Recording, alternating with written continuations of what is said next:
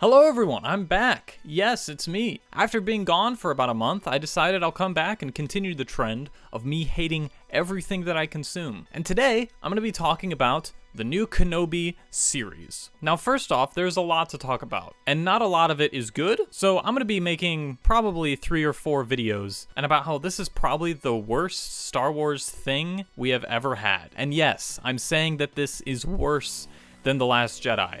That's my hot take. Every time I watch a new episode of the show, it is pain. And it sucks because I really want this show to be good, and I don't want to hate everything I consume. But it has come to the point where nobody knows what good writing or dialogue is. And I know Star Wars is known for its bad dialogue, but this dialogue in this show is way worse than anything the prequels have come up with at this point. So today I'm going to be breaking down episode 3, and specifically I'm going to be breaking down the Obi-Wan and Vader fight scene, because I think this is the worst thing that this show has come up with yet. Before we start deep diving and nitpicking about the Kenobi versus Vader fight, the show has to set up Darth Vader first. So let's go to see his first appearance in this show. He is first introduced sitting on a throne in what seems to be a room in his fortress on Mustafar. This is the first issue that I have with the show. Vader is not someone who is given the luxury of sitting on a throne. To put it simply,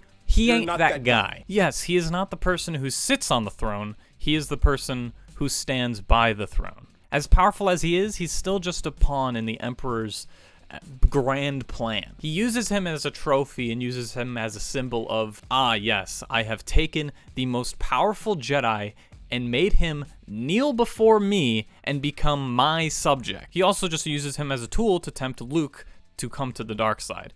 But as we all know, it ultimately fails, and the good guys win until they don't, and then the sequels bring in that and make Anakin's whole plotline of being the chosen one completely irrelevant, but Disney, pop off, king, whatever. Sitting on a throne gives this cinematic presence of kingship. The throne is not only a seat, it's a message, it's a symbol in media. There's a reason that the most power he's ever been given is the commander of a starship. He is at the helm of someone else's dirty work and given no luxuries at all. He is the manipulated, not the manipulator. Well, he can be the manipulator, but he's manipulating because he's been manipulated, and he needs them to come to him so that he can be more powerful and overcome the manipulator.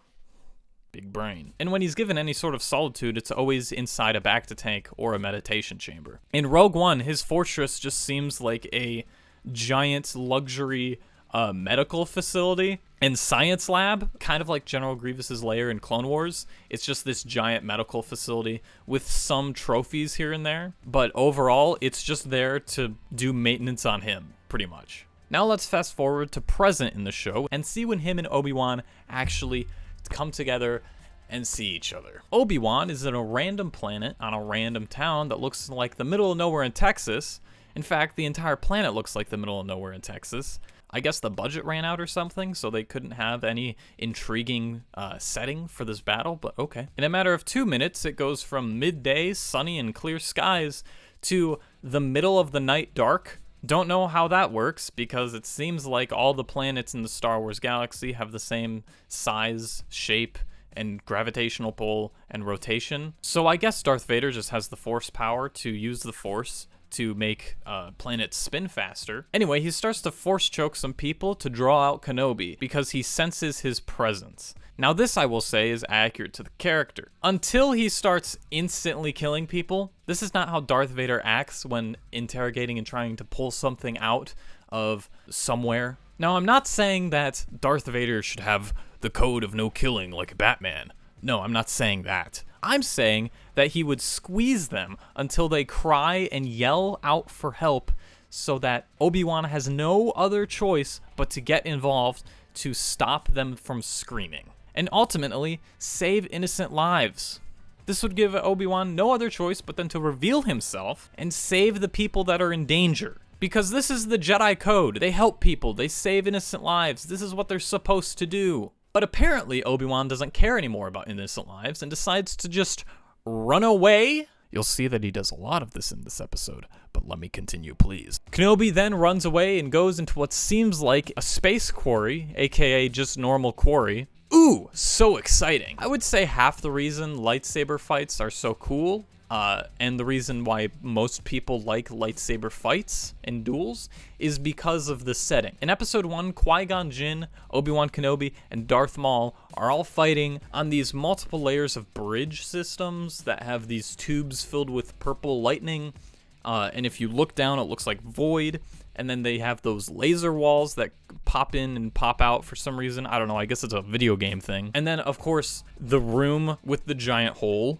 And listen, the prequels aren't all bad. I think that their duels are pretty cool, and they make my monkey brain go ooh, ooh, ah, laser fight. In episode 2, there's a giant army of Jedis against a massive droid army, and then the clones come in and obliterate the droids, and then they go over and then they fight in this desert orange place with giant battles of clones versus droids. Was episode 2 that good? Am I okay? In episode 3, Obi-Wan and Anakin fight in a building that is being eaten by a volcano as it erupts, and they not only have to fight each other, but they also have to do some hardcore parkour to get around safely. But in Kenobi, we just get a flat terrain with a couple of mounds of dirt. Okay, I guess it's dark. Sure, whatever. But then Kenobi stops in the middle, looks around a bit, and then this happens. I do have to admit, that was kind of cool. Then Kenobi pulls out his lightsaber. The thing the show has been teasing for the entire show was the ignition of Obi-Wan's lightsaber. We saw it in episode 1, where he stupidly whipped his cape around and flashed it to the person he was giving his ticket to. But whatever. This moment could have been the return of the once great Jedi known as Obi-Wan Kenobi, the hero of the Clone Wars. Obi-Wan then looks to his left and runs away again. Great stuff, Lucasfilm. Anyway, as Kenobi is running, he is then taunted by Darth Vader, and he says, "You cannot run, Obi-Wan." This is obviously wrong because we've seen Obi-Wan run away twice now, but okay. Then Obi-Wan asks, "What have you become?" "I am what you made me." This would have been a great line that could have pushed Obi-Wan to fully face his fears and reconcile his failure of Anakin. But nope, he just runs away again. Anyway, Darth Vader catches up to him again, and they do some terribly choreographed stick banging while they're at it. Vader then pushes Obi-Wan back, and he says this great line, "You should have killed me when you had the chance." Ooh, so cool. For some reason, the writers thought it was a good idea to give Darth Vader the most bland and generic villain line ever. And the only time I ever heard this line spoken and it actually being good was in Infinity War with Thanos at the end. And he didn't even say that exact line. He said an alteration of that line. Anyway, Obi-Wan then does a little bit of stumbling, then he slashes what seems to be a control panel, then a large amount of smoke comes out of the control panel for some reason, and he runs away again. Sure, whatever. Then Darth Vader catches up with him again and force holds him in the air. If you can just hold people in the air with the Force, why doesn't Darth Vader do the same thing in A New Hope or Empire Strikes Back or Return of the Jedi? I bet you don't have an answer for that because the writers definitely don't either. Like, they just don't. The writers for the show are stupid and dumb. Anyway, Darth Vader then knocks a box over, which then pours all these metal weird things all over the ground in a very large area. And he sets them on fire and then throws Obi-Wan into the fire, which at this point, Obi-Wan should already be burning to a crisp. Let me explain. This is what happened to Anakin when he was only in proximity to fire. And now Obi-Wan is in direct contact with fire. And yet the only injury that Obi-Wan requires in this entire incident is some burning on his arm? I'm sorry, but no, this isn't how fire works. I don't think the writers have ever been to a bonfire. Fire's really hot. Like, for example, marshmallows. You can put them over the fire, not even in the fire, and they're already burnt. You put that marshmallow in the fire, and it just turns to ash immediately. Now think of Marshmallow as Obi-Wan Kenobi. He's already burnt to a crisp. He is dead. But Vader then conveniently turns off the fire by force pushing the fire with force wind, and then also pushes Obi-Wan out of the proximity of where the fire was conveniently. Darth Vader then proceeds to tell one of the stormtroopers to bring Kenobi to him, even though he could just force grab him and pull him over, but no, let's just let's send a stormtrooper because he doesn't have time to use the Force apparently. But this character that I don't care about and I'm not looking up their name then shoots the stormtrooper that was going to get Kenobi. Now, the other stormtroopers should know where the blast came from, because one downside of blasters is that once you shoot it, people can track the origin of where you shot it. Because in Star Wars, blaster bolts travel pretty slow and you can find the origin pretty quickly. But neither the stormtroopers or Darth Vader know where this went, and they're just looking around. Where'd it come from? It's so spooky. And then this chick shoots another control panel, which then ignites the entirety of the fire. Again, the fire that in her perspective, Kenobi could have been in. Not the most reasonable and responsible thing to do, if I'm going to be quite honest with you. Then Obi-Wan is picked up by this sloth-like loader droid that's very slow, keep in mind, and the droid just walks away.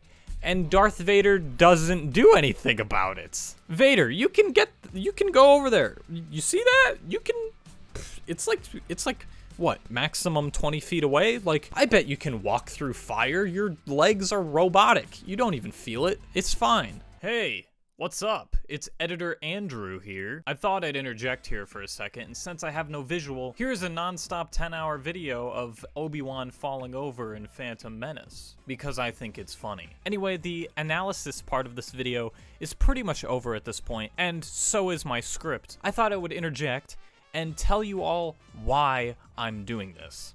So some of you are probably saying, oh, why are you nitpicking at Star Wars? Star Wars has always been dumb. You're dumb for liking Star Wars, and you're dumb for thinking Star Wars has ever not been dumb. The only original Star Wars movie that I think was a little bit cheesy was the first one. It felt like a world. It had consistency in characters. It had consistencies in world building. This show is the absolute opposite of that. And I'm not here to tell you what to like and what not to like, okay? That's not what I like to do. If I wanted to do that, I would just become a journalist. I'm just doing this to talk to the people who actually like this show and ask them, number one, why they like it, and number two, to tell them that they deserve better. The show is incredibly terrible in my opinion. The plot is absolutely ridiculous. Obi-Wan as a character has been destroyed. Darth Vader is no longer cool. Even Leia gradually becomes more and more annoying, even though I liked her originally in the show. So anyway, I have no script right now. I don't know what I was going to say.